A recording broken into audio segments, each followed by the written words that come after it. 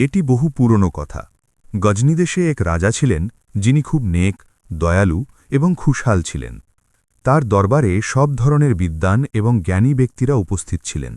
তার দেশ সমুদ্রের তীরে ছিল। তিনি খুব শখ করে সমুদ্রের কিনারে একটি আলিশান মহল বানিয়েছিলেন এবং প্রায়ই গরম ও বর্ষার মৌসুমে বেড়ানোর জন্য সেই মহলে রওনা করতেন। সমুদ্র ভ্রমণে রাজা নিজের মন ভালো রাখতেন। একদিন রাজা তার রাজ্যের মানুষদের সাথে বারাদরির বসার জায়গায় বসেছিলেন এবং সামুদ্রিক প্রাণীদের তামাশা দেখছিলেন। তখনই তিনি দূরে সমুদ্রের সামনে থেকে একটি নৌকা দেখতে পেলেন, যাতে একজন যুবক পুরুষ এবং একজন সুন্দর ও অল্পবয়সী স্ত্রীলোক বসেছিল। রাজাকে তাদের চেহারা এতই সুন্দর এবং মনোমুগ্ধকর মনে হল যে তার মন অস্থির হয়ে উঠল এবং চাইলেন যে তাদেরকে নিজের কাছে ডেকে তাদের হালচাল জিজ্ঞাসা করবেন। তাই তিনি সাথে সাথে নিজের চাকরদের আদেশ দিলেন যে নৌকায় চড়ে তাদের কাছে যাও এবং তাদেরকে এক্ষুনি আমার সামনে নিয়ে এসো। তার আদেশ পেয়ে রাজার চাকরেরা নৌকায় চড়ে তাদের কাছে গেল এবং তাদের সাথে করে নিয়ে এলো। যখন তারা রাজার সামনে এলো, তখন আদর ও সম্মানের সাথে ঝুঁকে প্রণাম জানাল। রাজা দোয়া এবং স্তুতির পর তাদের জিজ্ঞাসা করলেন যে তোমরা কারা এবং একা নৌকায় চড়ে কোন দিকে যাচ্ছ। সেই যুবক পুরুষ আদরের সাথে জবাব দিল, মহারাজ, আমাদের কাহিনী অনেক লম্বা। এটি শুনলে আপনার বিশেষ কোনো আগ্রহ হবে না এবং আপনার সময় নষ্ট হবে। রাজা বললেন, তুমি এই ব্যাপারে একদম চিন্তা করো না। আমি তোমার কথা শোনার জন্য খুব উৎসুক। আমার কোনো অসুবিধে হবে না। তুমি এই নেক স্ত্রীকে যে তোমার সাথে আছে তাকে আমাদের মহলে রানীর কাছে পাঠিয়ে দাও এবং নিজের পুরো কাহিনী বিস্তারিতভাবে আমার সামনে বলো। তোমার চেহারা দেখে মনে হচ্ছে যে তুমি শরীফ এবং সাহসী। আমার বিশ্বাস যে আমি তোমার সাথে ভালো ব্যবহার করব। সেই স্ত্রীকে মহলের ভেতরে পাঠিয়ে দেওয়া হলো এবং যুবক পুরুষ নিজের কাহিনী রাজার সামনে এভাবে শোনাতে শুরু করল। মহারাজ, আমি শহরের এক ধনী মানুষের ছেলে। যখন আমি জন্ম নিলাম তখন আমার পিতা আমার নাম রাখলেন ফারুক এবং বড় আদরের সাথে আমার লালন পালন করলেন এবং সমস্ত কলা ও দক্ষতা আমাকে শেখালেন। আমার বয়স তখনও পুরো 15 বছর হয়নি যখন আমার পিতা মারা গেলেন। আমি উত্তরাধিকার সূত্রে প্রচুর সম্পদ পেলাম এবং আমি আমার বন্ধুদের ও সমবয়সীদের সাথে খুশি ও শান্তিতে নিজের জীবন কাটাতে লাগলাম। এক রাতে আমি স্বপ্নে দেখলাম যে একটি বিশাল অজগর নিজের মুখ খুলে আমার দিকে দ্রুত গতিতে দৌড়ে আসছে। সে আমার পেছনে এলো এবং আমাকে মুখে করে আকাশে উড়ে গেল এবং এমন এক জায়গায় নিয়ে গেল যেখানে আগুন জ্বলছে এবং আমাকে সেই আগুনে ফেলে দেওয়ার ইচ্ছা করল। সেই সময় খুব জোরে হাওয়া বইতে শুরু করল এবং আমাকে বাতাসের গোলার মতো উড়িয়ে নিয়ে একটি জঙ্গলে ঘেরা পাহাড়ে ফেলে দিল। সেখানে গিয়ে আমি দেখলাম একটি গর্ত থেকে একটি কালো সাপ বের হলো এবং আমাকে কামড়ানোর চেষ্টা করল। আমি তার ভয় পালালাম। সাপটি লাফিয়ে আমার কাছে এলো এবং আমাকে জড়িয়ে ধরল। সেই সময় আমি দেখলাম একটি সিংহ জঙ্গল থেকে বের হলো এবং আমাকে সাপ সহ টেনে পাহাড়ের নিচে নিয়ে এলো। এই স্বপ্নের পর যখন আমার চোখ খুলল তখন আমার পুরো শরীর ভয়ে কাঁপতে লাগল এবং বাকি রাত একদম ঘুম এলো না। যখন দিন হল তখন আমি একজন ভরসাযোগ্য জ্যোতিষীকে ডেকে এই স্বপ্নের অর্থ জিজ্ঞাসা করলাম। তিনি বললেন, স্বপ্ন তো স্বপ্নই, আপনার উচিত দ্রুত সংকট দূর করার প্রস্তুতি নেওয়া, নয়তো বড় বিপদ চলে আসবে। আমি সেই জ্যোতিষীকে বললাম, আপনি মুরব্বী এবং আমাকে চেনেন, আপনি যেভাবে সঠিক মনে করবেন আমি তেমনই করব। সেই ভরসাযোগ্য লোকটি বললেন, এই স্বপ্নের সংকট দূর করার জন্য এছাড়া আর কোনো উপায় নেই যে আপনি একদিন মানুষদের থেকে আলাদা কোনো জায়গায় একা থাকবেন। আমার সেই ভরসাযোগ্য লোকের কথায় বড় বিপদ অনুভব হলো এবং তার পরামর্শ অনুযায়ী আমি পরের দিনই একা শহরের বাইরে একটি বাগানে চলে গেলাম। কিন্তু যেহেতু আমার সব সময় বন্ধুদের সাথে থাকার অভ্যেস ছিল এবং সারাদিন মজায় কাটানোর অভ্যেস পড়ে গিয়েছিল, তাই একাকিত্ব আমার খুব খারাপ লাগছিল। কিছুক্ষণ পর আমি ভাবলাম যে কোনোভাবে মন ভোলানোর উপায় বের করা উচিত। তাই এই উদ্দেশ্যে আমি একটি বনে চলে গেলাম, যা বাগানের সাথেই মিশেছিল। সেখানে নানা ধরনের পশু ও পাখি উপস্থিত ছিল। আমি একটি গাছের সামনে দাঁড়িয়ে গেলাম এবং তাদের দিকে তাকিয়ে চুপ করে রইলাম। হঠাৎ সেখানে একটি পাখি নজরে এলো, যার ঠোঁট অনেক লম্বা ছিল। তার ডানাগুলো এত সুন্দর এবং উজ্জ্বল ছিল যে আমার অস্থিরভাবে তার উপর মায়া পড়ে গেল এবং মন চাইল যে তাকে কোনোভাবে জ্যান্ত ধরে ফেলি। এই চিন্তা করে আমি বাগানে ফিরে এলাম এবং একটি বড় মজবুত দড়ি নিয়ে সাথে সাথে সেই জায়গায় পৌঁছালাম যেখানে সেই পাখিটি ঘুরছিল, এবং দড়ির এক প্রান্তে আমি একটি ফাঁস বানালাম আর অন্য প্রান্তটি নিজের কোমরে বাঁধলাম। দড়িটি ছড়িয়ে ফাঁসের কাছে অল্প কিছু দানা রেখে দিলাম এবং মনে মনে ভাবতে লাগলাম যে এইভাবে এই পাখিটি আমার জালে ফেসে যাবে। যখন পাখিটি ঘুরতে ঘুরতে ফাঁসের কাছে পৌঁছল, তখন দানা দেখে তার মন লোভাতুর হল এবং সাথে সাথে দানার ওপর ঝাঁপিয়ে পড়ল আর তার পা সেই ফাঁসে আটকে গেল। সে অনেক চেষ্টা করল যাতে কোনোভাবে ফাঁস থেকে নিজের পা বের করে নিতে পারে, কিন্তু তার পা আজাদ হল না। পাখিটি এই অবস্থা দেখে ঘাবড়ে গেল এবং এই ঘাবড়ানিতে সে আকাশের দিকে উড়তে শুরু করল।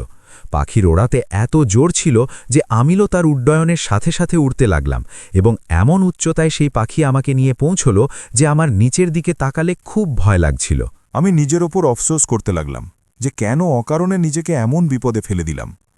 এমন বিপদ নিজের গলায় জড়িয়ে নিলাম যার থেকে মুক্তি পাওয়ার কোনো পথ দেখা যাচ্ছিল না। সংক্ষেপে আমি ভাগ্যের ওপর নিজের জীবন ছেড়ে দিয়ে ভগবানকে স্মরণ করতে করতে উপরে উড়ে চললাম। কিছুক্ষণ পর পাখিটি আকাশ থেকে নিচের দিকে নামতে শুরু করল এবং একটি ছোট দ্বীপে সমুদ্রের কিনারে একটি বড় গাছ ছিল যাতে সেই পাখির বাসা ছিল। সেখানে এসে সে থামল। সংযোগবশত আমার হাতেও একটি গাছের ডাল চলে এলো। আমি ডালে বসে নিজের দড়ি খুললাম এবং গাছ থেকে নিচে নামলাম। আমি দেখলাম সেটি বড় সুন্দর এবং মনোমুগ্ধকর দ্বীপ ছিল। সব দিকে প্রচুর পানির ঝর্ণা বইছিল এবং শত শত ফলবান গাছ ছিল যাতে নানা রকম ফল ঝুলছিল। আমার খুব খিদে পাচ্ছিল। আমি গাছ থেকে ফল পেড়ে নিজের পেট ভুললাম এবং সন্ধে হওয়া পর্যন্ত দ্বীপটি ঘুরে দেখলাম। যখন রাত হল, তখন নদী থেকে হাজার হাজার প্রাণী খুব দ্রুত গতিতে বের হয়ে দ্বীপে ছড়িয়ে পড়তে লাগল। আমি তাদের দেখে ভয়ে একটি গাছে চড়ে বসলাম এবং রাতভর ভয়ের কারণে আমার ঘুম এলো না। যখন সকাল হল, তখন আমি গাছ থেকে নিচে নামলাম এবং দ্বীপে এদিক ওদিক ঘুরতে লাগলাম। হঠাৎ আমার নজর যখন নদীর ওপর পড়ল, তখন আমি নৌকোগুলোকে সারিবদ্ধভাবে দেখতে পেলাম যা দ্বীপের দিকে আসছিল। যখন নৌকোগুলো নদীর কিনারে কাছে এসে ভিড়ল, তখন আমি দেখলাম যে শত শত মানুষ, যাদের চেহারা আমাদের দেশের মানুষদের সাথে একদম মিল ছিল না এবং তাদের পোশাকও আমাদের মতো ছিল না, তারা নৌকো থেকে নেমে দ্বীপে এলো। আমি তাদের দেখে ভয় পেলাম এবং লুকিয়ে একটি গাছে চড়ে বসলাম। সেই সব মানুষ যখন নৌকো থেকে নেমে গেল এবং নৌকায় রাখা পুরো মালপত্র নামিয়ে নিল, তখন সেখান থেকে একজন নওজোয়ান, যে খুব সুন্দর এবং অল্প বয়সী ছিল, তাকে নিয়ে সেই জায়গার কাছে এলো যেখানে আমি গাছে চড়ে লুকিয়ে বসেছিলাম। সেটি আমার কাছেই আরেকটি খুব বড় ছায়াদার গাছ ছিল। তারা তার নিচে বিছানা পাতল এবং তার ওপর সেই কম বয়সী সুন্দর যুবককে বসালো আর তার কাছে সমস্ত খাবার দাবারের জিনিস রাখল এবং তাকে বিদায় জানিয়ে সেখান থেকে চলে গেল আর নৌকায় চড়ে অল্প সময়ের মধ্যেই নজরের আড়ালে চলে গেল। তখন আমি গাছ থেকে নামলাম এবং সেই সুন্দর যুবকের কাছে গিয়ে তাকে আদরের সাথে সালাম করলাম। আমার চেহারা দেখা মাত্রই সেই যুবকের চেহারার রং ফ্যাকাশে হয়ে গেল এবং একটি দীর্ঘশ্বাস ফেলে সে অজ্ঞান হয়ে বিছানা থেকে নিচে পড়ে গেল। আমি মনে মনে খুব অবাক হলাম যে আসলে ব্যাপারটা কি, এবং সেই যুবকের মাথা মাটি থেকে তুলে নিজের হাঁটুতে রাখলাম আর পানির ছিটা তার মুখে দিলাম। পানির ছিটা পড়তেই সে নিজের চোখ খুলল। সে হোশে এলো, কিন্তু আমার চেহারা দেখে কাঁদতে লাগল এবং তার শরীর ভয়ের চোটে কাঁপতে লাগল। আমি তার মনকে শান্ত করলাম, তাকে সাহস দিলাম এবং তাকে জিজ্ঞাসা করলাম যে তুমি আমাকে কেন ভয় পাচ্ছ? কেন ভয় পাচ্ছ আমাকে? আমি তোমার ভরসাযোগ্য মানুষ, তোমার বন্ধু। আমার দিক থেকে কোনো দুঃখ পেও না, আমাকে ভয় পেও না আর লজ্জা পেও না, আর ভগবানের দোহাই আমাকে নিজের অবস্থা সম্পর্কে জানাও। আমার এই কথায় তার কিছুটা সান্ত্বনা হলো এবং সে বলল যে সাহেব, আমার কাহিনী শুনে নিন। এতে আপনি জানতে পারবেন যে আমি অকারণে ভয় পাচ্ছি না। আমি আপনার থেকে এমনিই ভয় পাচ্ছি না, এর কোনো কারণ আছে। আমি বললাম, বলো। এখন সেই যুবক বলল, সাহেব, আমার কাহিনী এই যে এই দ্বীপ থেকে 2 দিনের পথ দূরে একটি দ্বীপ আছে। আমার পিতা সেখানকার রাজা। যখন আমি জন্ম নিয়েছিলাম, যেমনটা রেওয়াজ আছে, আমার শ্রদ্ধেয় পিতা জ্যোতিষীদের ডাকলেন এবং তাদের কাছে আমার ভাগ্যের কথা জানতে চাইলেন। তারা জানালেন যে আপনার ছেলের ভাগ্য খুব ভালো, কিন্তু একটি দুর্ভাগ্য তার কপালে লেখা আছে। একটি এমন সংকট যার কারণে 14 বছর বয়সে শাহজাতার জীবনে বিপদ আছে। যদি কোনোভাবে এই 14 বছর কেটে যায়, তবে আপনার ছেলের পুরো জীবন খুব আরামায়েশে কাটবে এবং সে বড় নামডাকওয়ালা, বাহাদুর এবং জবরদস্ত রাজা হবে। নিজের সময়ের মাশহুর এবং প্রসিদ্ধ রাজা হবে।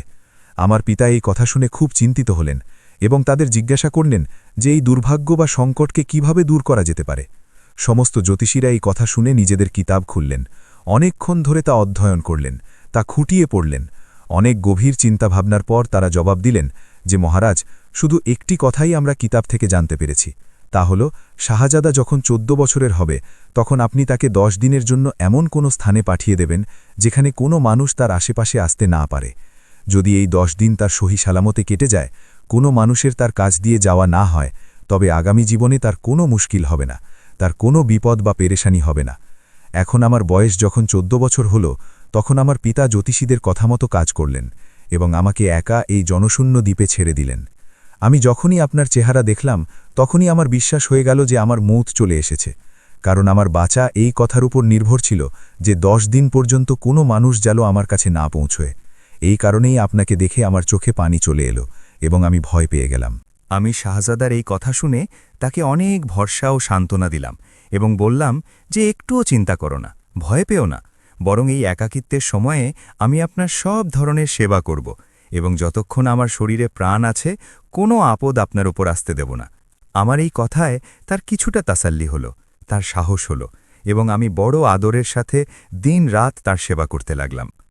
2-3 দিনে শাহজাদার সাথে আমার এমন গভীর বন্ধুত্ব ও ভালোবাসা হয়ে গেল যে আমি সব সময় তার সুবিধা ও আরামের চিন্তায় থাকতাম, তার সেবা করতাম এবং তার মন সব সময় খুশি রাখার চেষ্টা করতাম। সংক্ষেপে এইভাবে 8 বা 9 দিন কেটে গেল। যখন 10ম দিন হল তখন শাহজাদা খুব খুশি হয়ে আমাকে বলল, দেখুন সাহেব, যদি আজকের দিনটি সংকট ছাড়াই কেটে যায় তবে ভগবানের কৃপায় আমার কাছে কোনো দুঃখ বা কষ্ট আর আসতে পারবে না এবং আমার পুরো জীবন আরামায়েশে কাটবে। এবং আমাকে বলতে লাগল যে আমি তোমার সেবা এবং তোমার এহসান কখনো ভুলব না। আর আমার বন্ধু, তোমার কাছে এই অনুরোধ করছি যে তুমি সব সময় আমার কাছে থেকো, কখনো আমাকে ছেড়ে যেও না। আমি জবাব দিলাম যে আপনার বলার প্রয়োজন নেই, আমার মন নিজেই কখনো আপনার বিচ্ছেদ পছন্দ করবে না। শাহজাদা সালামাত, আপনি খেয়াল রাখুন, আমি সব সময় আপনার কাছে হাজির থাকব। এইসব কথার মাঝেই দুপুরের সময় হয়ে গেল। তখন আমি এবং শাহজাদা স্নান করে কাপড় বদলালাম এবং খাওয়ার দাস্তারখান বিছিয়ে খাওয়া শুরু করলাম। যখন খাওয়া শেষ হল তখন শাহজাদা বিছানায় শুয়ে রইল এবং আমার সাথে কথা বলতে লাগল। এই আলোচনার মধ্যেই একটি গাছ থেকে, যা আমাদের একদম কাছেই ছিল, একটি অত্যন্ত সুস্বাদু এবং সুন্দর রঙের আপেল পড়ল। শাহজাদা আমাকে বলল, এই আপেলটি তুলে আনো এবং কেটে আমাকে খাইয়ে দাও। শাহজাদার আদেশ অনুযায়ী আমি উঠে তার কাছে গেলাম এবং আপেল তুলে আনলাম, আর সিন্দুক থেকে একটি বড় চাকু বের করে তা দিয়ে আপেলটি কাটতে লাগলাম, ছাল ছাড়াতে লাগলাম। শাহজাদা বলল, একটু এই আপেলটি আমার কাছে আনো, এটি আমার কাছে খুব ভালো মনে হচ্ছে। আমি আপেলটি ছিলে তার মুখের সামনে নিয়ে এলাম। শাহজাদা নিজের ঘাড় বালিশ থেকে তুলে আপেলটি খুব কাছ থেকে দেখতে চাইল। আমি তার ইচ্ছার কথা ভেবে নিজের হাত বাড়িয়ে দিলাম, কিন্তু হঠাৎ শাহজাদার মাথার ধাক্কা আমার হাতে লাগল এবং চাকু আমার হাত থেকে ছুটে খুব জোরে শাহজাদার গলার ওপর গিয়ে পড়ল এবং মনে হলো গলা কেটে গেল। আমি এই অবস্থা দেখে ঘাবড়ে গেলাম এবং তাড়াতাড়ি হাত বাড়িয়ে চাকু শাহজাদার গলা থেকে বের করলাম, কিন্তু চাকু এত জোরে লেগেছিল যে কয়েক আঙুল পর্যন্ত গলায় ঢুকে গিয়েছিল এবং সমস্ত রগ সে কেটে ফেলেছিল। চাকু বের করতেই শাহজাদার গলা থেকে রক্তের ফোয়ারও বের হতে লাগল এবং সে অজ্ঞান হয়ে বিছানা থেকে নিচে পড়ে গেল, আর এক পলকেই তার দম বেরিয়ে গেল। সে মারা গিয়েছিল। এই দৃশ্য দেখে আমার চোখের সামনে অন্ধকার নেমে এলো। আমার মনে এমন সদমা লেগেছিল যে আমার হোঁশ বুদ্ধি সব চলে গেল। বারবার শাহজাদার চেহারা দেখে এবং তার মাসুম কথাগুলো মনে করে মন রক্তের অশ্রু কাঁদতে লাগল এবং চোখ দিয়ে পানি পড়ছিল। সারা দিন আমার দুঃখে কেটে গেল।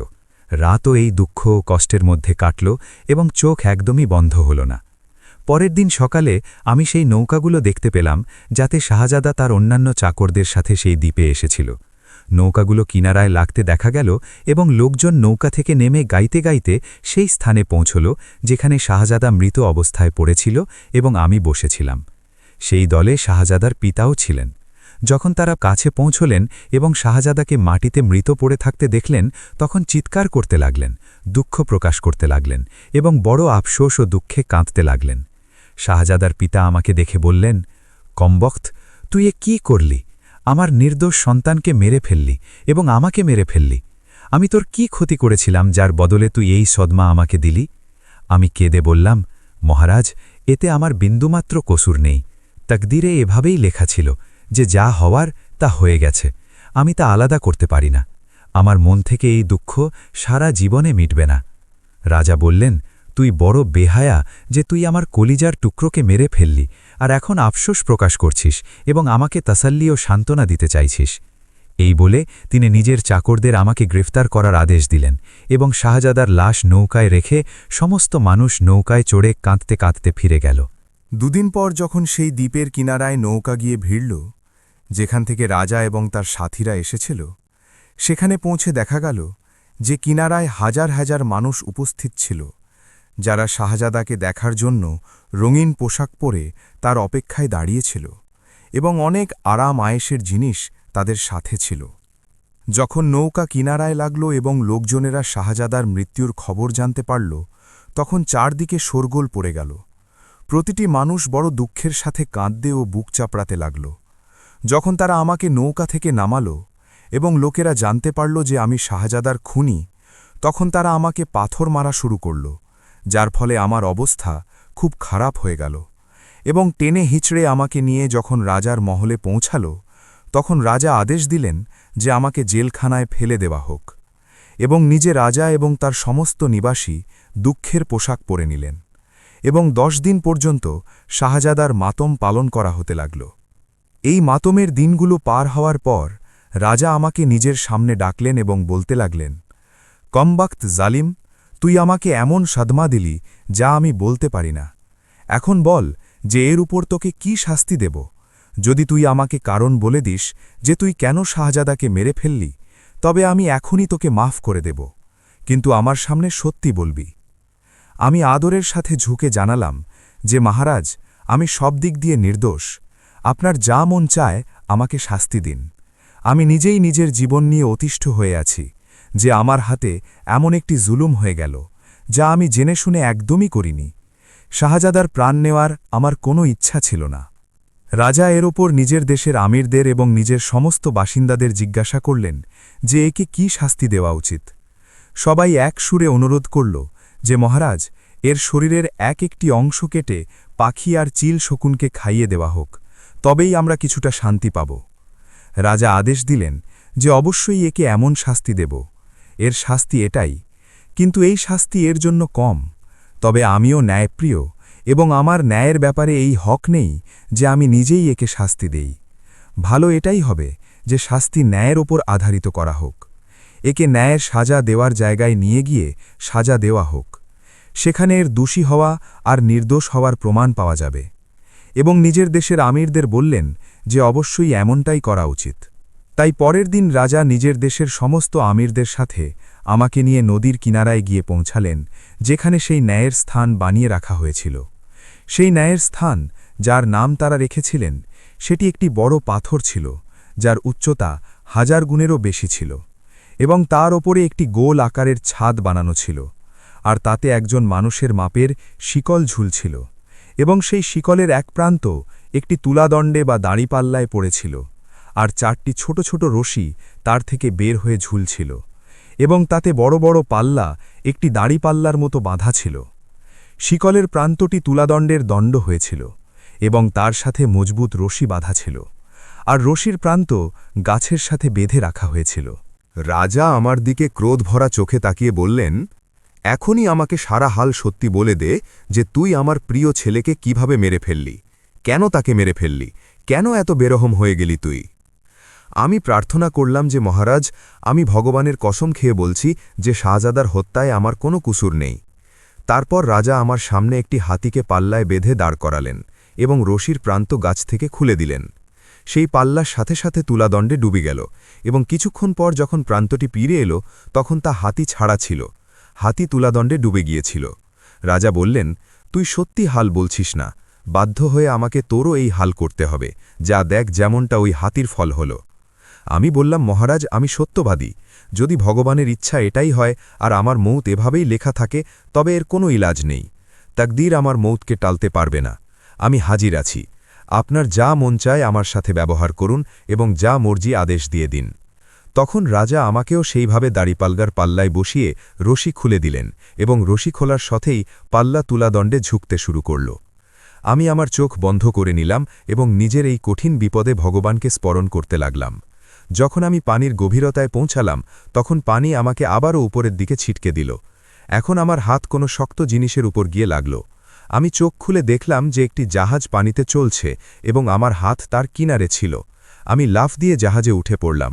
জাহাজটি বেশ বড় ছিল এবং তাতে অনেকগুলো কামরা বানানো ছিল। আমি কামরাগুলোর মাঝে গেলাম তো সেখানে একটি সাজানো এবং অত্যন্ত চমৎকার পালঙ্ক দেখলাম। সেই পালঙ্কে কেউ ঘুমাচ্ছিল এবং অনেক দাসী তার আশেপাশে ছিল। আমি চাদর সরিয়ে দেখলাম তো এক অত্যন্ত সুন্দর স্ত্রীর চেহারা দেখলাম যে অতিশয় সুন্দরী ছিল। আমি কখনো এমন রূপবতী নারী আমার জীবনে দেখিনি। অস্থির হয়ে আমি একটি চুমু ধীরে করে তার গালে দিয়ে দিলাম। চুমু দিতেই সে চমকে উঠে বসল এবং আমার দিকে মুখ ফিরিয়ে জিজ্ঞাসা করল যে তুমি কে এবং জাহাজে কিভাবে পৌঁছালে। আমি আমার পুরো অবস্থা শুরু থেকে শেষ পর্যন্ত তাকে বলে দিলাম এবং তারপর তাকে বললাম যে তুমিও আমাকে তোমার অবস্থা বলো যে তুমি এখানে এই জাহাজে কিভাবে। সে জানালো যে আমার অবস্থা এই যে আমি এক রাজার মেয়ে, যার রাজ্যে অনেকগুলো উত্তম দ্বীপ আছে। আমি ছাড়া আমার পিতার আর কোনো সন্তান ছিল না, তাই তিনি অনেক আদর যত্ন এবং সুযোগ সুবিধার সাথে আমাকে লালন পালন করেছিলেন এবং আমার প্রতি তার খুব গভীর ভালোবাসা ও স্নেহ ছিল। একদিনের কথা, আমার পিতা শিকার করার পর জঙ্গলে গেলেন। জঙ্গলে তিনি খুব সুন্দর রঙের একটি বারোশিঙা হরিণ দেখলেন, যা রাজার সামনে দিয়ে বেরিয়ে গেল। রাজা চাইলেন যে তাকে জ্যান্ত ধরবেন এবং ঘোড়া তার পেছনে ছুটিয়ে দিলেন। রাজার বারোশিঙাটি খুব পছন্দ হয়েছিল। রাজা যখন সেই বারোশিঙাটির পিছু নিলেন তখন সেটি পালিয়ে গেল। যদিও রাজা তার পেছনে অনেক দূর পর্যন্ত ঘোড়া দৌড়ালেন, কিন্তু সেটি হাতে এলো না এবং শেষ পর্যন্ত ঝোপঝাড়ে লুকিয়ে নজরের আড়ালে চলে গেল। রাজা অনবরত ঘোড়া দৌড়াতে দৌড়াতে ক্লান্ত হয়ে গিয়েছিলেন এবং সন্ধ্যা হয়ে গিয়েছিল। ক্লান্তিতে রাজার অবস্থা খুব খারাপ ছিল। রাজা একটি গাছের নিচে ঘোড়া থেকে নেমে বসলেন এবং বিশ্রাম নিতে চাইলেন। যখন রাত হয়ে গেল তখন রাজা একটু দূরে একটি আলো দেখতে পেলেন। তিনি সেই দিকে চলতে লাগলেন। কাছে পৌঁছে দেখলেন যে একজন হাবশী, যে অত্যন্ত ভয়ানক এবং দেখতে কুৎসিত ছিল, আগুনের পাশে বসে কোনো পশুকে পুড়িয়ে খাচ্ছিল এবং এক গ্লাস মদ তার সামনে রাখা ছিল, আর সেখান থেকে কিছুক্ষণ পরপর সে মদ খাচ্ছিল। এবং তার বগলে একজন স্ত্রীলোক, যে তরুণী ও খুব সুন্দরী ছিল এবং যার হাত রশি দিয়ে বাঁধা ছিল, আর তার কোলে একটি 2 বছরের বাচ্চা ছিল। রাজা আগুনের কাছে গিয়ে এই ভেবে লুকিয়ে অর্থাৎ গুটিসুটি মেনে দাঁড়িয়ে গেলেন যে তাদের তামাশা দেখি, তারা কি করে। কিছুক্ষণ পর যখন সেই হাবশী খাওয়া শেষ করল তখন স্ত্রীলোকটির দিকে তাকিয়ে বলল, কমবখ্ত, তুই কেন আমাকে অতিষ্ঠ করে রেখেছিস এবং নিজে এই বিপদে পড়ে আছিস? জেদ ছেড়ে দে এবং আমার সাথে ভালোবাসা ও বিশ্বস্ততার আচরণ কর, নয়তো তোকে বড় সাজা দিয়ে আমি মেরে ফেলব। বড় কষ্ট আমি তোকে দেব। এবং দেখ, এখন সময় আছে, শুধরে যা, তুই আমাকে বিরক্ত করে রেখেছিস। কিন্তু ভগবান এই সময়েও আমাকে তার কৃপা ও মেহেরবানিতে আমার ইজ্জত বাঁচিয়ে রেখেছেন। আমার এতে একটু সাহায্য কর। মনে রাখ, যদি তুই 10 বছর পর্যন্তও আমাকে এই কষ্টে রাখিস তবে আমি মোটেও তোর চেহারা দেখতে পর্যন্ত রাজি হব না। আর তুই যে আমাকে মেরে ফেলার হুমকি দিস তো আমার এতে কোনো আফসোস নেই। আমি নিজে নিজের জীবন নিয়ে বিরক্ত এবং মরতে চাই। এই জবাব শুনে সেই হাবশীর রাগ হয়ে গেল, ক্রোধ চড়ে গেল এবং সে সেই স্ত্রীলোকটির চুল ধরে তাকে নিজের দিকে টেনে নিল এবং তলোয়ার তাকে মারার উদ্দেশ্যে বের করল। আমার পিতা যখন এটি দেখলেন তখন মনে মনে ভাবলেন যে বড় আফসোসের কথা যে এমন সুন্দর ও নেক স্ত্রীলোক এই কুৎসিত হাবশীর হাতে মারা যাবে, আর আমি একজন নির্বাক দর্শক হয়ে দাঁড়িয়ে তামাশা দেখব। যে সময় হাবশী তলোয়ার মারার ইচ্ছা করল তখন রাজা একটি তীর নিজের ধনুকে চড়িয়ে সেই হাবশীকে নিশানা করে মেরে দিলেন। যে তীরটি দ্রুত গতিতে সেই হাবশীর পিঠে ঢুকে গেল এবং হাবশী সাথে সাথে আহত হয়ে মারা গেল। যেহেতু হাবশীর হুমকিতে স্ত্রীলোকটির ওপর মৃত্যুর ভয়ে জেকে বসেছিল, তো সে যখন হাবশীকে মৃত হয়ে মাটিতে পড়ে যেতে দেখল তখন তার মনে শান্তি এলো, তার ধরে প্রাণ ফিরে এলো এবং সে এদিক ওদিক অবাক হয়ে দেখতে লাগল যে এই তীর কোথা থেকে তার সাহায্যে চলে এলো। সেই সময় রাজা নিজের লুকানোর জায়গা থেকে বেরিয়ে সেই স্ত্রীলোকটির কাছে এলেন। সে রাজাকে দেখে তার পায়ে পড়ে গেল এবং হাত জোড় করে বলতে লাগল, যদি আমার 1000 প্রাণও থাকত তবেও আমি আপনার শুকরিয়া আদায় করতে পারতাম না যে আপনি ঠিক সময়ে পৌঁছে আমার প্রাণ বাঁচিয়ে নিলেন। যদি সামান্য দেরি হয়ে যেত তবে সন্দেহ নেই যে আমি মরে যেতাম। আপনি আমার সাথে যে ব্যবহার করেছেন তার প্রতিদান আমি কোনোভাবেই দিতে পারব না। রাজা তাকে সাহস ও সান্ত্বনা দিলেন এবং তাকে বললেন যে তুমি বসে একটু দম নাও, আর তারপর আমাকে তোমার সারা অবস্থা বলো যে তুমি কে এবং এই কুৎসিত হাবশীর জালে কিভাবে ফেসে গেলে। সেই সুন্দর স্ত্রীলোক রাজার কথা মতো বসে গেল এবং বলতে লাগল যে আমার অবস্থা এই যে আমি হাবশিদের সম্প্রদায়ের সাথে সম্পর্ক রাখি এবং একজন ধনী মানুষের স্ত্রী। এই হাবশি যে আমাদের জাতির সর্দার আমাকে একদিন দেখল তো সাথে সাথে আশিট হয়ে গেল, আমার সৌন্দর্যের প্রশংসা করতে লাগল এবং নানা রকম উপায় বাহানা ও ধোঁকা দিয়ে চাইল যে আমি কোনোভাবেই এর সাথে প্রেম করি।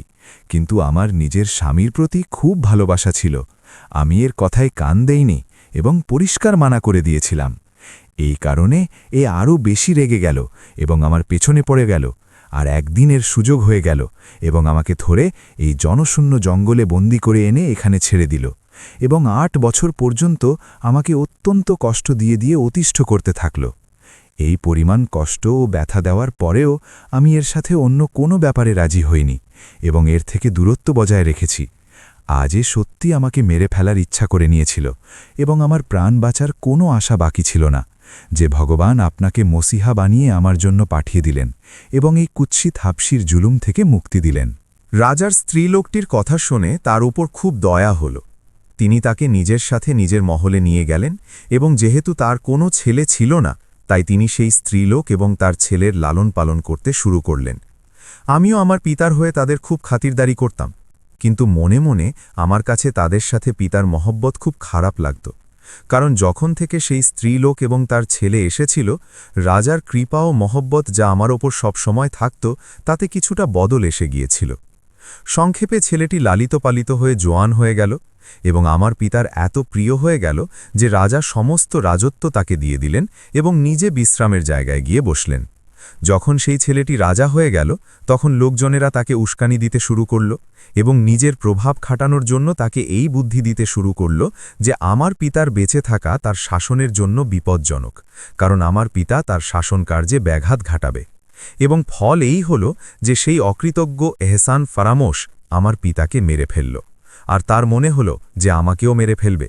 কিন্তু আমার পুরনো ও বিশ্বস্ত চাকরদের মধ্যে হাসান এবং দিন, যাদের আমার এবং আমার পিতার প্রতি খুব ভালোবাসা ছিল এবং যারা সেই ছেলেটির ওপর মন থেকে অসন্তুষ্ট ছিল আর চাইত যে কোনোভাবে রাজত্ব আমি পেয়ে যাই এবং আমাকে সিংহাসনে বসিয়ে দেবে, তারা আমাকে এই উদ্দেশ্যে সতর্ক করল এবং বলতে লাগল যে এই এহসান ফারামোশ তোমাকেও মেরে ফেলতে চায়। আমি চাই যে তুমি এখান থেকে অন্য কোথাও চলে যাও। আর তারপর সে আমার জন্য এই জাহাজের ব্যবস্থা করল এবং গোপনে এক রাতে আমাকে দাসীদের সাথে এই জাহাজে সাবার করালো আর আমাকে বলতে লাগল যে আপাতত তুমি এখান থেকে চলে যাও, যখন আমরা এই ছেলেটির থেকে রাজত্ব কেড়ে নেব এবং একে কাবু করে ফেলব, তখন তোমাকে আবার ফিরে ডাকব। আর এখন আমাকে সেখান থেকে বের হওয়ার 10 দিন হয়ে গেছে। আমার ওখানকার কোনো খবর নেই এবং আমার একাকিত্ব ও অসহায়ত্ব অনুভব হয়। প্রায় এমন হয় যে সারা দিন কাঁদতে থাকি। আজ ভগবান আমার ওপর দয়া করে দিলেন এবং সংযোগবশত তোমাকে আমার কাছে পাঠিয়ে দিলেন। এখন তোমার কাহিনী শোনাও যে তুমি কে এবং কিভাবে তোমার এই জাহাজে আসা হলো। আমি সেই প্রিয় সুন্দরীকে নিজের পুরো কিচ্ছা বলতে লাগলাম এবং বললাম যে আমার উপর দয়া করো এবং আমাকে নিজের গোলাম হিসাবে স্বীকার করে নাও। সেই সুন্দরী স্ত্রীলোকটিও আমার দিকে ঝুঁকে পড়ল। আমি এবং আমার মহব্বত ভরা কথায় প্রভাবিত হয়ে সে আমার উপর খুব খুশি হল এবং আমার অনুরোধে সে আমার প্রার্থনা মঞ্জুর করে আমার সাথে বিবাহ করে নিল। তারপর আমরা 10 বা 12 দিন পর্যন্ত সেই নদীতে চলতে থাকলাম এবং চাইছিলাম যে কোথাও কোনো লোকালয় নজরে আসবে, তো সেখানে জাহাজ থেকে নেমে থামব, কিন্তু কোথাও কিনারা পাওয়া যাচ্ছিল না। 12তম দিন সকালে আমরা নদীর কিনারা দেখতে পেলাম এবং একটি অনেক বড় শহর নজরে এলো। আমরা জাহাজটিকে সেই দিকে ঘুরিয়ে দিলাম। যখন কাছে পৌঁছালাম তখন আমরা জাহাজের পাশে নৌকা দেখতে পেলাম। জানা গেল যে তাতে শত শত হাবশি অস্ত্রসহ সাবার ছিল। আমাদের তাদের মতলব আমাদের ব্যাপারে খারাপ মনে হচ্ছিল, তারা আমাদের মেরে ফেলতে চাইছিল। এই কথা আমার স্ত্রীকে বললাম, তো সে বলল যে উচিত হবে আমরা সব স্ত্রীরা পুরুষদের পোশাক পরে তাদের সাথে যুদ্ধ করি, কারণ যদি তারা জানতে পারে যে জাহাজে সব স্ত্রীলোক আর শুধু তুমি একাই পুরুষ, তবে তাদের আরও বেশি সাহস হয়ে যাবে। সব দাসী, গোলাম এবং আমার স্ত্রী পুরুষদের পোশাক পরে নিল এবং আমার সাথে তীরন্দাজি শুরু করে দিল। তারপর আমরা সেই হাবশিদের সাথে লড়াই করতে থাকলাম এবং অনেক হাবশি আমাদের হাতে মারা গেল, যদিও তারা হাজার হাজার ছিল আর আমরা তাদের তুলনায় খুব কম ছিলাম। আমাদের অবস্থা এই ছিল যে আমাদের দিক থেকে সমস্ত দাসী এবং চাকর লড়াই করতে করতে শহীদ হয়ে গেল, শুধু আমি এবং আমার স্ত্রী বাকি থাকলাম। এবং শেষে আমরা তাদের হাতে বন্দী হলাম এবং আমাদের ধরে কিনারায় নিয়ে গেল। যখন কিনারায় পৌঁছালাম তখন সেখানে দেখলাম যে হাজার হাজার হাবশি তাদের রাজার সাথে সেখানে উপস্থিত আছে এবং একজন জোয়ান হাবশির লাশ তাদের সামনে পড়ে আছে, যে তাদের রাজার ছেলে ছিল এবং আমাদের হাতে এই যুদ্ধে সে মারা গিয়েছিল। তারা রাজার ছেলের লাশের পাশে বসে দুঃখ প্রকাশ করছিল। যখন আমাদের রাজার সামনে নিয়ে যাওয়া হলো তখন খুব ক্রোধ ও রাগের নজরে আমাদের দেখল এবং এক জোরালো আওয়াজে ডাকল, দোষী তোমরা, আমার প্রিয় ছেলের জান নিয়ে নিয়েছ, দেখো এর বদলে আমি কি করি, কি হাল করি তোমাদের। তারপর রাজা আমাদের নিজের সাথে তাঁবুতে নিয়ে এলো এবং আমাদের জিজ্ঞাসা করল যে তোমরা কারা। আমরা কোনো জবাব দিলাম না। তখনই শাহজাদা যে মারা গিয়েছিল তার স্ত্রী খোলা মাথায় চিৎকার করতে করতে সেখানে এলো এবং রাজার কাছে আমাদের দিকে ইশারা করে বলল, এরাই সেই দুর্ভাগ্যবান যারা আমার জোয়ান স্বামীকে মেরে ফেলেছে। রাজা বললেন, হ্যাঁ, এরা সেই দুষ্ট। আমি এদের দুষ্টতার পরিণাম এমন দেব যে সারা পৃথিবী মনে রাখবে। শাহজাদাকে মারার ফল এমনই হয়। কিন্তু সেই মেয়েটি যখন আমাদের দুজনকে এত সুন্দর এবং মনমোহক দেখল, তো তার আমাদের ওপর মন চলে এলো, কারণ আমি তার চোখে কিছু অদ্ভুত রকমের চমক দেখতে পেলাম। সে সাথে সাথে রাজার কাছে বলতে লাগল, মহারাজ, এরা আমার স্বামীকে মেরে ফেলেছে এবং আমাকে সারা জীবনের জন্য দুঃখী করে দিয়েছে।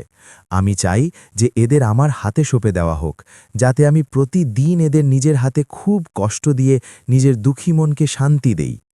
রাজা মেয়েটির কথা মেনে নিলেন এবং আমাদের সেই কুৎসিত হাবশি মেয়েটির সাথে পাঠিয়ে দেওয়া হলো, তার হাওয়ালা করে দেওয়া হলো। হাবশি রানী আমাদের নিজের বাড়িতে নিয়ে গেল, যা লোকালয় থেকে দূরে নদীর কিনারে একটি ছোট কেল্লার মতো করে তৈরি করা হয়েছিল। সেখানে গিয়ে সে আমাদের জন্য খাবার, যা অত্যন্ত সাধারণ ও উত্তম ছিল, তৈরি করালো এবং আমাদের সাথে প্রেম ও চাটুকারিতার কথা বলতে লাগল। আমি মনে মনে অবাক ছিলাম যে সে নিজের স্বামীর মৃত্যু ভুলে গেল।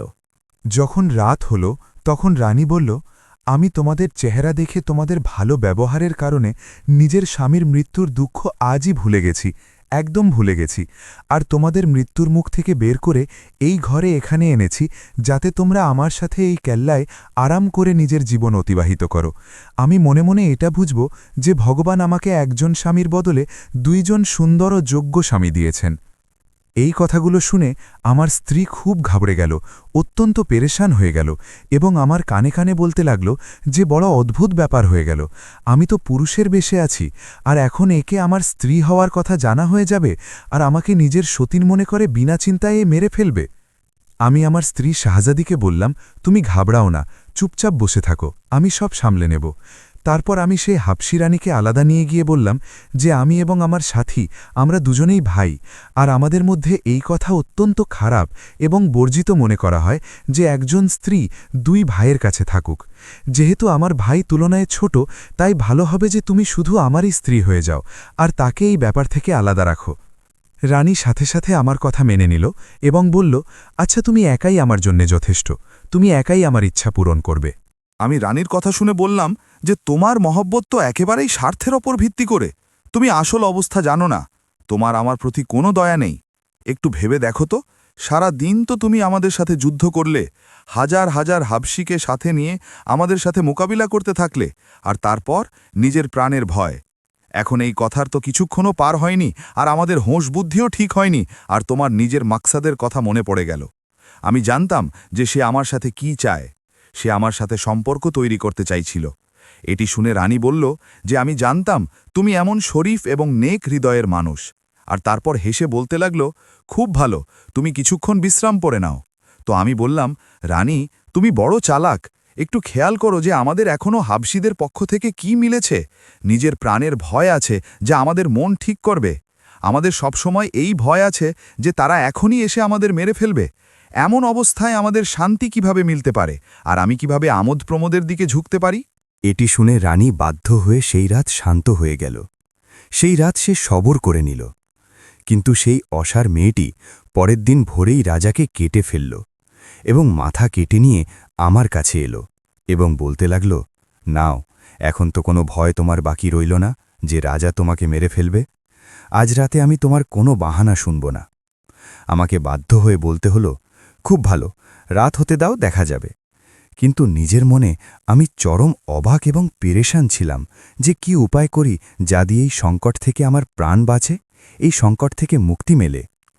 সংযোগবশত তাকদীর থেকে হাবিশিরা যখন জানতে পারল যে রানী রাজাকে মেরে ফেলেছে, তখন তাদের একটি দল রাগে ক্ষোভে রানীর বাড়ির ওপর ঝাঁপিয়ে পড়ল, বাড়ি ঘেরাও করে নিল। আমরা দরজা বাড়ির ভেতর থেকে বন্ধ করে নিলাম এবং সন্ধ্যা পর্যন্ত তাদের সাথে লড়াই করতে থাকলাম। যখন সন্ধ্যা হয়ে গেল তখন সেই লোকেরা নিজের বাড়িতে চলে গেল। আমরা রানীকে বললাম, এখন এখানে থাকা ঠিক নয়, কারণ তারা আবার হামলা করবে এবং আমরা কোনোভাবে তাদের সাথে লড়াই করতে পারব না। রানী বলল, তুমি ঠিক বলছ। এই বলে আমাদের নদীর কিনারে নিয়ে এলো এবং অনেক সোনা রূপা এবং খাবার দাবারের জিনিস নৌকায় রেখে তাতে বসে পড়ল এবং নৌকাকে নদীতে ভাসিয়ে দিল। যখন নৌকা কিছুটা দূর চলতে লাগল, তখন রানী আবারও নিজের ইচ্ছা প্রকাশ করতে, অর্থাৎ নিজের সম্পর্ক তৈরির শখ প্রকাশ করতে শুরু করে দিল। যদিও আমি একে এড়িয়ে গেলাম, কিন্তু সে মানল না এবং অত্যন্ত জিদ করতে লাগল।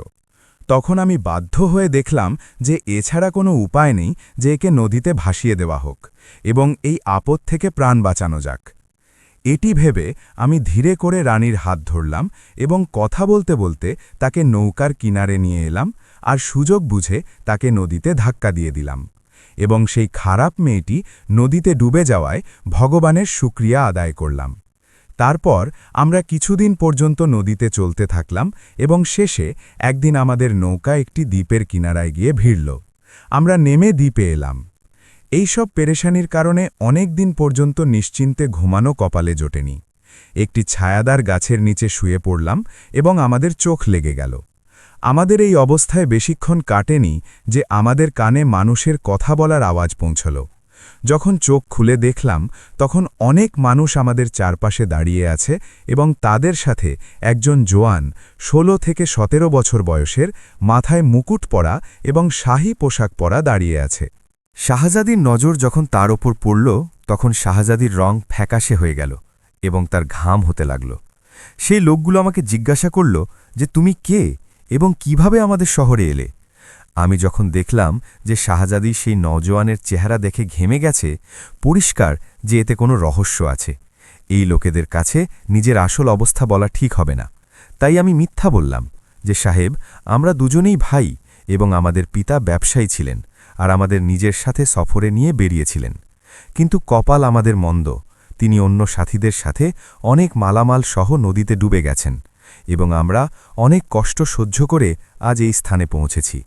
সেই নওজোয়ান যখন আমাদের এই অবস্থা শুনল, তখন খুব আফসোস করতে লাগল এবং আমাকে বলল, তুমি নিজের মন খুশি রাখো, এখন তোমার কোনো রকমের কষ্ট হবে না। এই বলে সে তার সাথীদের আদেশ দিল যে এদের নিজের সাথে শহরে নিয়ে যাও। এই বলে সেই নওজোয়ান তার কিছু সাথীর সাথে শহরের দিকে চলে গেল। কিছু মানুষ তাদের বাহন সহ আমাদের জন্য ছেড়ে গেল। সেই জোয়ান চলে গেল, তো আমি শাহজাদির চেহারায় পানি ছিটালাম এবং তাকে হোশে আনলাম আর তাকে জিজ্ঞাসা করলাম যে তুমি এই নওজোয়ানের চেহারা দেখে কেন ভয় পেলে, তুমি অজ্ঞান হয়ে গেলে। সে চোখ ভরে বলল যে আফসোস, আমরা আবারও শত্রুর জালে ফেসে গেছি। এই জোয়ান সেই ছেলেটি যাকে আমার পিতা রাজত্ব দিয়েছিলেন, আর এই নালায়েক এহসান ফরামোশ আমার নির্দোষ পিতাকে মেরে ফেলেছে এবং আমাদের সাথে এই ব্যবহার করেছে, আর এই কারণেই আমাদের দেশ ছাড়া হয়ে এই কষ্ট ও বিপদ এবং পেরেশানি সহ্য করতে হচ্ছে। এর চেহারা দেখে আমার প্রাণ যাওয়ার ব্যাপারে কোনো সন্দেহ বাকি নেই এবং সংযোগবশত সে আমাকে চিনতে পারেনি। মনে হয় পুরুষদের পোশাকের কারণে আমাকে চিনতে পারেনি। এখন কোনো উপায় এমন বের করা উচিত যাতে আমরা এদের হাত থেকে বাঁচতে পারি। শাহজাদিকে আমি বললাম, তুমি কিচ্ছু চিন্তা করো না, পুরুষদের পোশাকে সে তোমাকে তো কোনোভাবেই চিনতে পারবে না। তারপর আমরা সেই নৌজওয়ানদের সাথে শহরের দিকে চলতে থাকলাম, যাদের রাজা আমাদের কাছে ছেড়ে গিয়েছিলেন। যখন আমরা সেখানে পৌঁছলাম, তখন রাজা আমাদের ডেকে আমাদের খুব প্রশংসা করলেন এবং আমাদের একটি আলাদা বাড়ি, যা তার মহলের সাথেই যুক্ত ছিল, থাকার জন্য দিয়ে দিলেন, আর নিজের চাকরদের এই তাগিদ দিলেন যে আমাদের যেন কোনো ব্যাপারে কষ্ট না হয় এবং আমরা আরাম ও সুখের সাথে সেখানে থাকতে লাগলাম। ওখানকার আমিরদের এবং দেশের কর্মকর্তাদের সাথে আমার মহব্বত ও সম্পর্ক বাড়তে লাগল এবং রাজার আমার সাথে এমন মহব্বত ও ভালোবাসা হয়ে গেল যে যদি একদিনও আমি তার কাছে না যেতাম, তবে সে অস্থির হয়ে যেত এবং দ্বিধা ছাড়াই আমার বাড়িতে চলে আসত। তাকদীর আমাদের ছিল যে একদিন তার দরবারে কোনো কারণে আমার যাওয়া হলো না, আর সে আমার বাড়িতে আমার সাথে দেখা করতে নিজেই চলে এলো, আর আমি সেই সময়ে অন্য কোনো বন্ধুর কাছে গিয়েছিলাম এবং আমার স্ত্রী কামরায় নিজের পুরুষের পোশাক পরে দাঁড়িয়েছিল। রাজা যখন তাকে দেখল তো সাথে সাথে চিনে ফেলল যে এ তো আগের রাজার মেয়ে, যাকে আমি মেরে ফেলেছি। সে উজিরকে ডেকে এই অবস্থা জানালো। উজির রাজাকে বলল যে যদি এই কথা সত্যি হয় তবে সাথে সাথে এর কোনো উপায় করা উচিত। কিন্তু এটি সেই উজিরই ছিল যে আসলে আগের রাজা এবং তার মেয়ের প্রতি ভালোবাসা রাখত। সেই উজির মনে মনে খুব খুশি হল, কারণ সে আগের রাজা এবং তার মেয়ের মনে প্রাণে হিতৈষী ও বন্ধু ছিল, এবং সে শাহজাদিকে জাহাজে সাওয়ার করিয়ে হত্যা থেকে বাঁচিয়েছিল। সে রাজাকে বলল যে আমাকে আজ্ঞা দিন, আমি সেই নতুন লোকটির কাছে গিয়ে পুরো অবস্থা জেনে নিই যে এই মেয়েটি তোমার কাছে কিভাবে এলো, আর তারপরেই ছেলেটির খাতম করার কোনো পরিকল্পনা বের করি। রাজা বললেন, অবশ্যই, একথা উচিত, তুমি সাথে সাথে তার পরিকল্পনায় কাজ করো। উজির রাজার থেকে বিদায় নিয়ে আমার কাছে এলেন এবং পুরো রহস্য জানালেন। আমি তাকে বললাম, যা হোক, আপনি শাহজাদির মুরব্বী এবং উজির, এবং আসুন আমাকে বলুন যে এই অবস্থায় কি করা উচিত। সে বলল যে আপনি ঘাবড়াবেন না, আমি আজ রাতেই এর বন্দোবস্ত করে দিচ্ছি। এই বলে উজির আমাকে বিদায় জানালেন এবং শহরে যত আমির এবং দেশের কর্মকর্তা ছিলেন, যারা রাজা এবং তার মেয়ের সমর্থক ছিলেন, তাদের সবাইকে শাহজাদি এবং আমার পক্ষে করে নিলেন, এবং সেই নিজের তথাকথিত মিত্র রাজাকে সেই রাতেই মেরে ফেললেন আর শাহজাদিকে সিংহাসনে বসাতে চাইলেন। কিন্তু শাহজাদি আমাকে বলল যে আমি একজন নারী, আমার রাজকীয় কাজ জানা নেই, তুমি আমার স্বামীকে যেভাবে উচিত মনে করো তাকে রাজা বানিয়ে দাও, আমার কোনো আপত্তি নেই। তাই আমি রাজকীয় কাজ সামলালাম এবং সব লোক আমার ওপর অত্যন্ত খুশি ও সন্তুষ্ট রইল। একদিন আমার নিজের দেশ এবং নিজের বন্ধুদের খুব কথা মনে পড়ল, এবং আমি আমার স্ত্রী শাহজাদিকে গিয়ে বললাম। তো শাহজাদি বলতে লাগল যে আমি তোমার আজ্ঞাবহ, আর যা তুমি চাও আমার তাতে মঞ্জুরি আছে, আমি তোমার সাথে আছি। ব্যাস, আমরা উজিরকে ডাকলাম এবং বললাম যে আমরা একটি কাজের জন্য অন্য একটি স্থানে যাচ্ছি। তুমি রাজকীয় কাজ খুব মেহনত ও হুঁশিয়ারির সাথে সম্পন্ন করবে। এবং দেশের কর্মকর্তাদের জমা করে বললাম যে আমরা 1 বছর পর আসব, এবং আমাদের আসা পর্যন্ত উজির আমাদের প্রতিনিধি হয়ে শাসন করবে। তোমরা সব লোক এর আজ্ঞাবহ ও আদেশ পালনকারী থেকো। সব চাকররা উজির সাহেবের সাথে একমত ছিল। উজির সাহেব অত্যন্ত মুরব্বী ও বুদ্ধিমান এবং রাজার লোক ছিলেন। সব ভালো মানুষেরা আমাকে বলল যে উজির সাহেব অত্যন্ত মুরব্বী ও বুদ্ধিমান মানুষ, এবং আপনি যাকে আমাদের ওপর রাজা নিযুক্ত করে যাচ্ছেন, আমরা আপনার ইচ্ছানুযায়ী তার আজ্ঞাবহ ও আদেশ পালনকারী থাকব। এরপর আমরা সফরের আসবাবপত্র বাঁধলাম এবং 1000 অস্ত্রসহ জোয়ান নিয়ে আমাদের সাথে সফরে বেরিয়ে পড়লাম, আর সোনা ও গয়না এবং নগদ টাকা আর ঘোড়া ও খাবারদাবারের জিনিস নিজের সাথে রেখে জাহাজে সাওয়ার হলাম। 1 সপ্তাহ পর্যন্ত আমাদের জাহাজ চলতে থাকল। ষষ্ঠ দিন এমন হলো যে ঝড় বইতে শুরু করল, এবং আমার স্ত্রী সব সময় ভগবানের প্রশংসা ও স্তুতিতে মশগুল ছিল এবং দোয়া করতে থাকল যে হে প্রভু, এখন এই বিপদ থেকে আমাদের বাঁচাও। 4 দিন তুফান সহ্য করার পর হাওয়া শান্ত হল। হঠাৎ আমরা একটি দ্বীপের কিনারে এসে লাগলাম, এবং আমরা নদীর কিনারে আমাদের তাঁবু লাগিয়ে দিলাম, আর আমাদের ইচ্ছা নির্দেশ দিল যে আমরা আমাদের উর্দি ও অস্ত্র পরি। যখন আমি আমার তাঁবু থেকে শহরের দিকে তাকিয়ে নজর ফেললাম, তখন শহরের কেল্লা অত্যন্ত মজবুত ও সুন্দর দেখা গেল। ধীরে ধীরে আমাদের সেখানে থামার খবর সেই শহরের রাজা পর্যন্ত পৌঁছল।